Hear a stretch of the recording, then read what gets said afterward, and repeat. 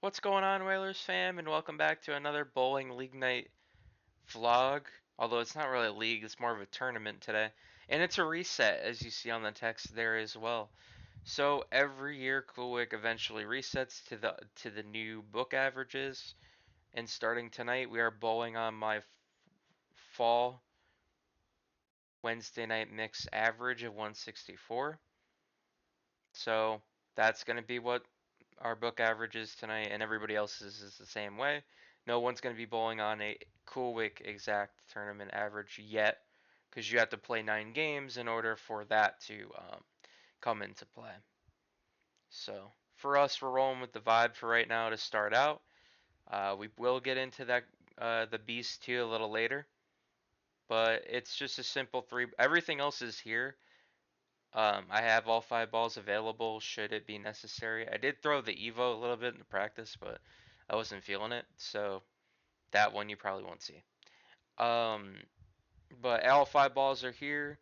Average is going to be 164 to start out, and we're bowling with a different group, and this will be the same group I come back to in September to do this tournament again. So you'll see these people again in the next month's Coolwick video. So yeah, we got Marty with us. He's going to be the anchor. Elias is at the 2 in the soccer jersey in front of you, and then Sarah. Well, that's pretty self-explanatory. She's wearing white. You'll see her leading off the team. Anyways, we're going to get going into game 1 here. Let's see if we can get a solid start. Our average is 164, so we can take advantage of this. On to game 1. Here we go.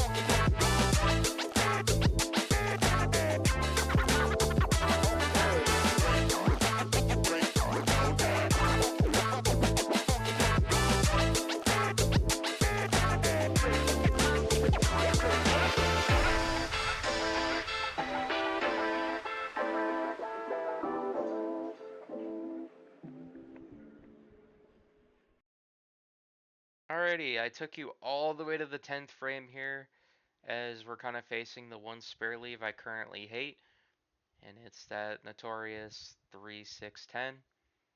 Although for us, we get a fill ball here, and I've swapped to the beast at this point, so we're going to strike out on the fill ball. So for our first Coolwick game, we're only 6 under average with 158, so we're pulling our weight for now.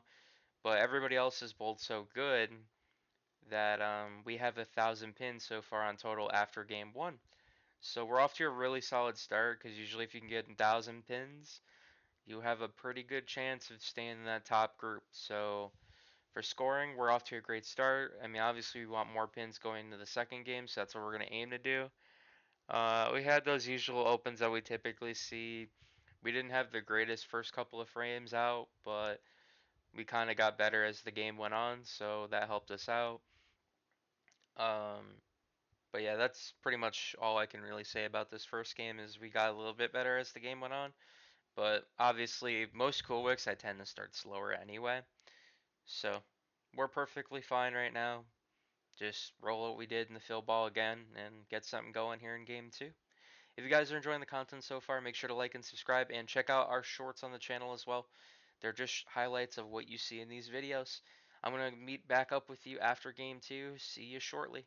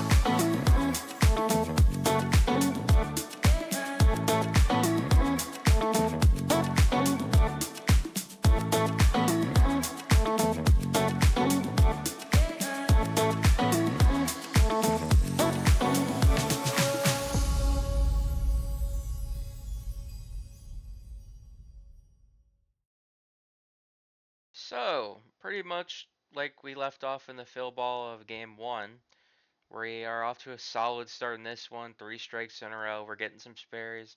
We had an open, but we're still perfectly fine. Nothing wrong. We're pulling weight as we should be, and everybody else is also bowling really good, so nothing's really not gone our way. So, once again, another 10 pin here. I don't know, 10 pins tonight though were definitely a bit of a pain for me to do. But I mean, most of them I'm pretty close on, just not enough. But hopefully, as more time goes on in the fall season, I can find like my special line and be able to know that if I put my X foot on this specific dot, it'll always go down. So we just got to get into that part, and then we'll actually have a much better brand of bowling. We have a strike here in the foundation frame. Everybody else is striking as well in this foundation frame. Marty up to a double. So here we go into the 10th frame now. Sarah's going to try to finish up here to make this Coolwick average. She's got one off the bat. Onto the second one. I don't know. I feel like I can nickname her release of this one. I'm not gonna lie. Like it feels like she's actually throwing a hammer, like on a nail type of thing. I don't know. I feel like I want to nickname it that, but I'm probably wrong. But remember, this is for fun and jokes when I say it. So don't get mad at me in the comments. Anyways, Elias is back up. Sarah triples up in the 10th frame. So that's 4 in a row for Sarah to finish game 2, and she'll go on to finish with a 201 after 2.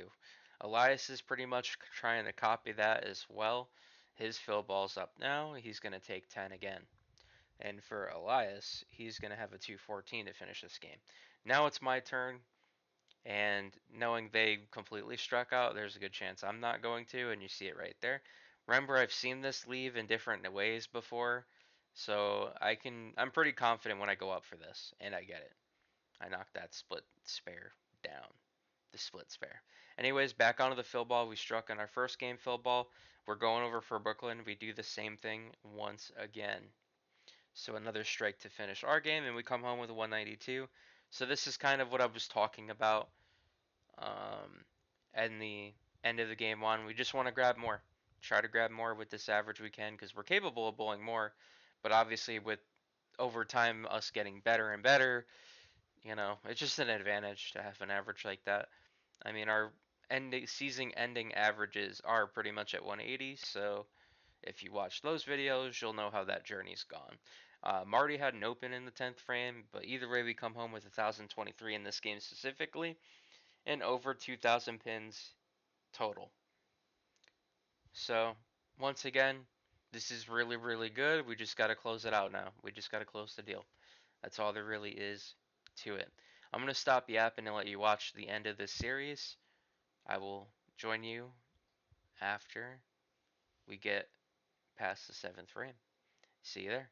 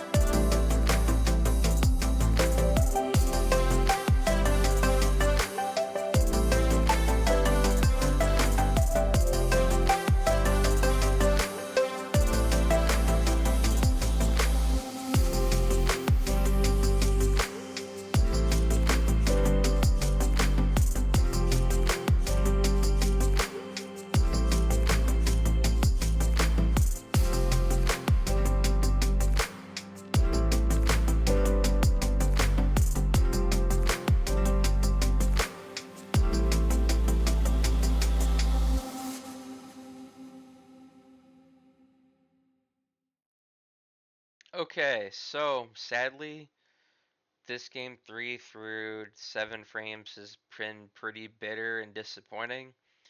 Nothing has gone our way much other than the strikes that we're getting, but we are getting like leaves, some of which we should get, but there's also ones we're not getting, just like that one you just saw, and that's kind of what's going to lead to that lower score. This ball will strike though, so at least we have a strike going into the final frame, which we are at now. Sarah finishes with a 184 and Elias with a 176. For us, it's a super low score. This is another 10 pin throw, which at this point I don't even know how to respond to it. And we missed the 10 pin. So this is our lowest score of the night at 129, and we're going to finish below 500, which has been normal in just about all the Coolwick tournaments I've bowled, sadly. Hopefully, at some point soon, I can figure out how to get around this one, but I've only finished above 500 in Coolwick twice. And my first time I did it was my first try at the tournament, which I didn't film it, but it was at a different bowling center. The second time was my worst attempt with a 432. Then I did the next month later with a 465, and then my highest came after that with a 543, which is typically where I sit now. And then when we went to Langlo, in the Langlo Coolwick video, I had bowled a 496 with a high game there. And then tonight, as you can see on this screen, 158, 192, and 129 is 479 scratch and 13 pins under that Coolwick average. It's pretty close though. I also highlight my best game of the series and our team series total below. So, unfortunately for us, this is a bit of a setback because at least now in 66% of the 6 tries in Coolwick, we have fell below 500. However, as you just saw, there is actually a good thing here. We did manage to come home in 7th place in the tournament, which was the last cash spot. So we broke even and we got a little bit of money to put back in, or we got all the money to go back in next month without putting more money in. So it works out good for us in the end, but obviously we want to bowl better. Something going into the next one that I'm going to do, I am going to just go full commit to my Carbon Lime Rhino, and we're going to see if there's a difference there. But I think that I was missing that a little bit in this series, and I think if we put that ball out there, I'll get a better reaction than I did in this video. Thank you guys for watching, and I'll catch you guys on my next League Night video.